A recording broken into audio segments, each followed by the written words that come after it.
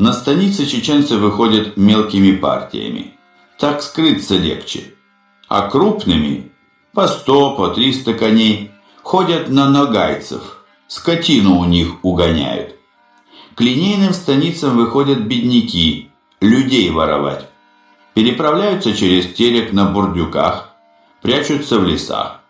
На одном месте не сидят.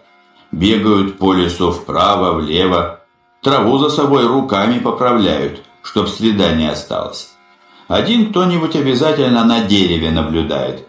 Подстерегают одиноких путников, уводят в лес, заставляют с собой бегать, следы скидывают, потом в горы уводят. Там пленников продают или за долги отдают кому-нибудь богатому, а тот уже с русским начальством начинает торговаться. Пресечь эти хищения невозможно. Один раз заплатили, все, теперь от них не отвяжешься. Мысль у них одна: дали раз, еще дадут. Надысь накрыли одну шайку, перебили. Все оборванные, босые, в тулупах, хотя и лето. Раньше в Андреевом, у кумыков, было главное место, где пленными торговали. Теперь, как внезапную построили, торг этот прекратился. Кровная месть опять же процветает. На Кубани по Адату кровник на безоружного не нападет. Эти по-всякому нападают. Если у какого чеченца душа закипит, зимой речку может переплыть, чтоб кого-нибудь из кровников зарезать. Был случай. Переплыл чеченец реку, подкрался к казачьему костру. Те бедолаги спали, горя не ждали, но закоченел. Рукоять кинжала стиснуть не мог. Стал над тем же костром руки отогревать. Хорошо, что один казак вовремя проснулся. Так что их не проймешь, когда ради воровства, а когда просто ради мщения приползают.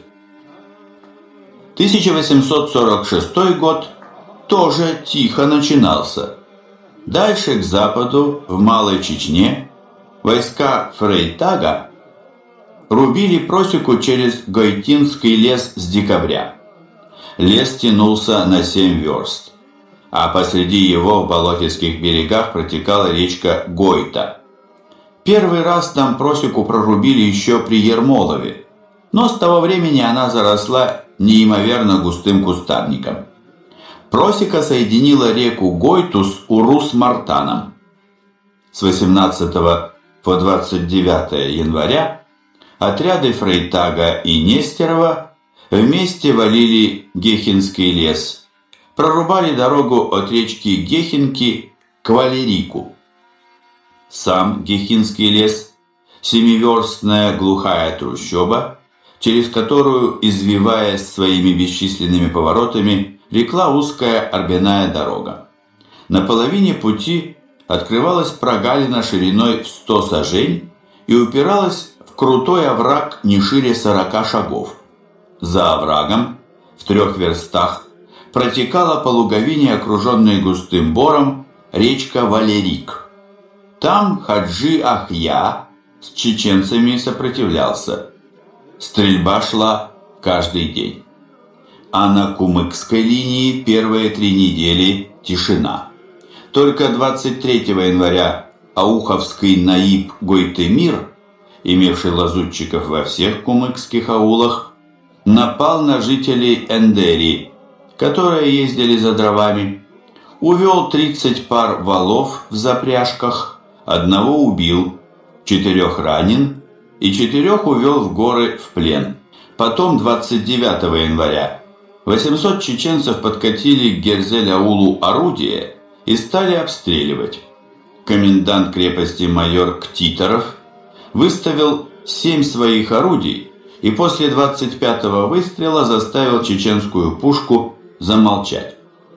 Тут с боковых валов часовые увидели, что большая партия конных под шумок мимо крепости хочет на плоскость пройти. Подняли тревогу.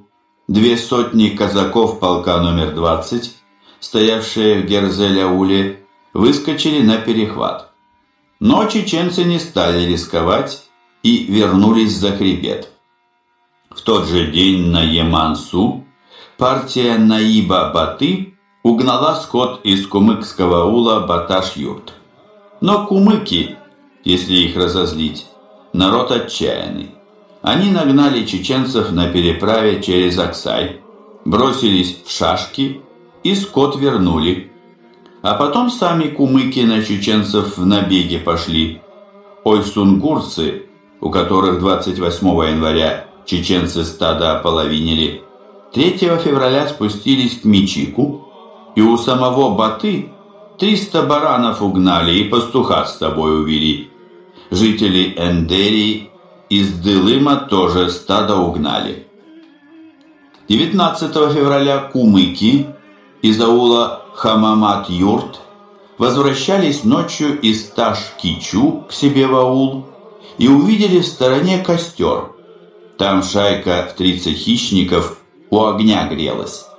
Кумыки, недолго думая, напали, шайку разогнали, одного чеченца убили, 2 ранили и взяли в плен. Захватили 5 лошадей и 2 ружья. После этих событий на кумыкской линии до апреля установилось затишье.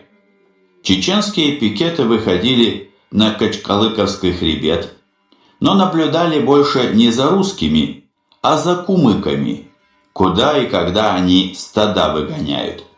Сам Наиб Бата на хребет выезжал, да Гойтемир коршуном нависал над богатым селением Эндери. На кумыкской плоскости командует войсками полковник Козловский, поляк из Могилевской губернии. В бою храбр и хладнокровен, но ни умом, ни образованием не отличается. К тому же любит кутить. Солдаты считают, что он от пуль заговоренный, потому что под пулями на белом коне туда-сюда разъезжает. Тайный католик. По праздникам ходит в православную церковь и крестится правильно, справа налево, а потом под шинелью перекрещивается по-католически, слева направо. Говорят, что окончил Моздокский университет. Проверяли. Нет в Моздоке университета.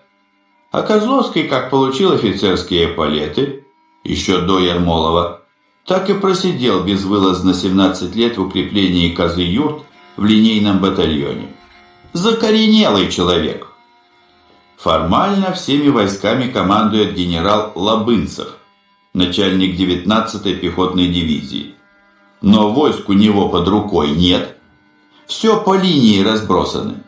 А сам Лабынцев сидит в Георгиевске и ругает всех прохвостами. Генерал этот умен, грамотен, опытен и храбр, но скуп и неуживчив. Славен тем, что при Паскевиче первым в Карс ворвался во главе егерской роты. В Даргинской экспедиции Лабынцев и Козловский, как говорят, вынесли на своих плечах остатки отряда. И теперь им, ясное дело, не сдобровать. Воронцов им этого не простит. И про главнокомандующего Воронцова низовцы многое прознали. Прозвище у него «Аглицкая душа». Ездит на гнедой лошади, сам весь в черном, а фуражка белая. Возят за ним 3 значка.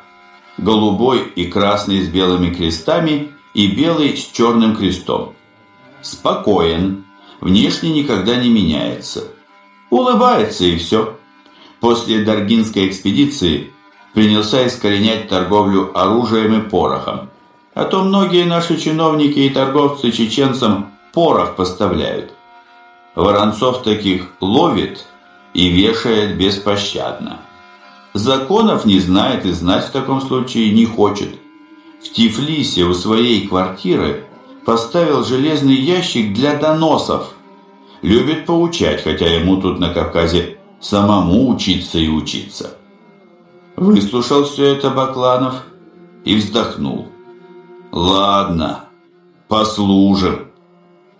Полк раскидан по укреплениям и постам от Сунжи до Сулака. Самый западный пост Ташкичикской, в 12 верстах от станицы Шалкозаводской. Стоит там солдатская слободка на левом берегу Аксая.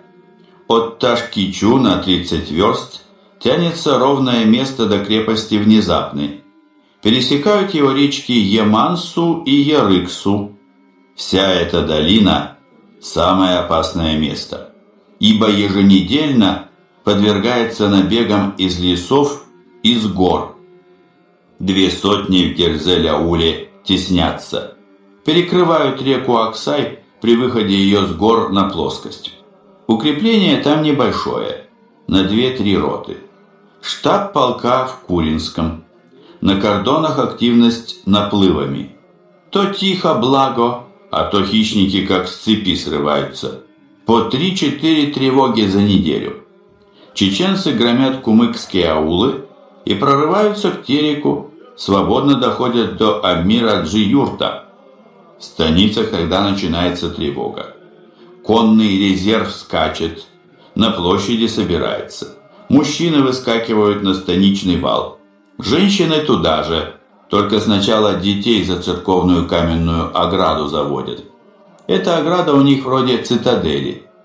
Если дело ночью, то гомон на всю станицу.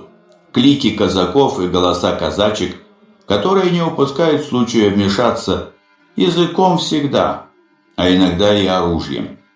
Бабы и девки тут боевые.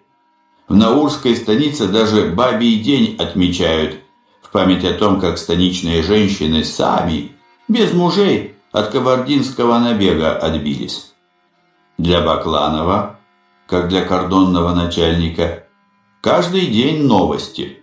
То отогнали коней и быков, то подстрелили казака на пикете, зарезали старика на пчельнике или захватили ребятишек без спросу убежавших в виноградники. С Дона полки приходили, наполовину составленные из молодых казаков первого года службы. Жаловались, что приходят казаки на плохих лошадях, скверно вооруженные и еще хуже обученные. Редко кто может стрелять на карьере. Горцы презрительно звали донскую конницу камышом за длинные пики, столь же малоопасные для них, как обычный лесной тростник. Дух упал. Подчинили казаков департаменту военных поселений, стали шпицрутанами пороть. И командиры полков были соответственные. Жаловались в станицах возвращавшиеся со службы казаки, что командир их, кроме сургуча, ничего не нюхал, а ему сразу 100, а то и полк. Брали их зачастую из гражданской части войсковой канцелярии. Они же брались за полки только в чаянье негласных выгод. Был случай. Дали донской команде приказ в атаку, а командир не ведет. У него в отряде все семейные. Нельзя их вести на убой. Пожалел. А они ему после службы на распускном пункте с экипажа колеса поснимали. Докладывали Бакланову разведчики. Не ценят нас, не уважают. Нам говорили, что по-татарски здесь в горах казак – последний человек, вроде байгушей. У карачаевцев так пастухов-одиночек называют. И все же уроки службы не проходили впустую. За сражение при Гилли 3 июня 1844 года, в котором отряд генерала Пассыка искрошил горцев, Донской номер 38 полк получил в награду Георгиевские знамена. Да и ушедший недавно на Дон полк номер 52 на Кавказе отличался неплохо. За бой под Внезапной 23 апреля 1844 года 4 казака получили Георгиевские кресты. Исаул Стехин заслужил чин войскового старшины, а Исаул Семилетов – высочайшее благоволение. Исаул того же полка Краснянской за бой 12 апреля 1845 года при Умахан-юрте был награжден орденом Святой Анны третьей степени. Но донцы обучались воевать, когда подходило время возвращаться домой, и уносили с собой всю свою дорого нажитую опытность, уступая место новой партии, так сказать, камыша. К тому же на Кавказе донские полки действовали далеко не в полном составе. Каждый адъютант и вообще штабной офицер, пишет историк Кавказской войны, каждый прикомандированный гвардеец, даже полицейский пристав, провианский и интендантский чиновник, мало того, каждый туземец-армянин, служил ли он переводчиком или был простым маркетантом, непременно выпрашивал и получал казаков, которые назначались к ним под видом драбантов, вестовых и конвойных. Примечание. Гаро. Фонд 344, опись 1, дело 497. Конец примечания. Донец – степняк. Горные теснины и леса – место для него непривычное. Климат чужой. Противостояли же Донцу местные жители, вооруженные прекрасным оружием, приспособленным для боя именно в этих условиях. Воинственные, отважные и дело свое правым считали. Победить в этой войне можно было только воюя не хуже горцев. И Бакланов, с присущей ему решительностью, взялся казаков учить. Поначалу тяжело было. Непонятно, за что браться. Сотни стоят в разброс, а по тревоге выходят в половинном составе. Офицеры не знают уставов, ни полевой службы, ни аванпостной. Денег дурных у молодежи много. С июня 1846 года жалование на треть добавили. От скуки пошаливать стали. Как спать ложиться? В офицерских флигелях стрельба начинается. Думали, что это по пьяному делу. Упаси Бог! Дуэли, кои в военное время запрещены. Оказалось, ко сну отходят. Свечи гасят. Василий, задуй свечу. Я уже лег, сам задуй. Я тоже лег, задуй, тебе говорят. Не хочу. Я сотник, а ты хорунжий, задуй свечу. На меня, может, завтра приказ придет, я тоже сотником буду. Хорунжий Кушнарев, я как старший офицер-сотник приказываю вам задуть свечу. Ладно уж. Потянулся, снял со стены в изголовьях пистолет, бах! Задул. Другие офицеры прослышали об этом случае и тоже стали перед сном таким манером свет тушить. Один раз чуть пожару не наделали. Не по язычку пламени, а по самой свече попали. Покатилась она, разбрызгивая искры. Другой раз чуть квартирную хозяйку до смерти не убили. Для начала Бакланов отобрал казаков своего полка у всех, при ком они состояли в денщиках. И в дальнейшем уже мало кому удавалось заполучить у него хоть одного человека. Казак-воин, а не денщик. Казак должен держать в руках повод коня, шашку, пику, а не сапожную щетку и самоварную трубу. Скандалы пошли с теми, у кого он денщиков и драбантов отбирал. Ничего, отругался или отмолчался. Хорошо, что начальник левого фланга Бакланова во всем поддерживал.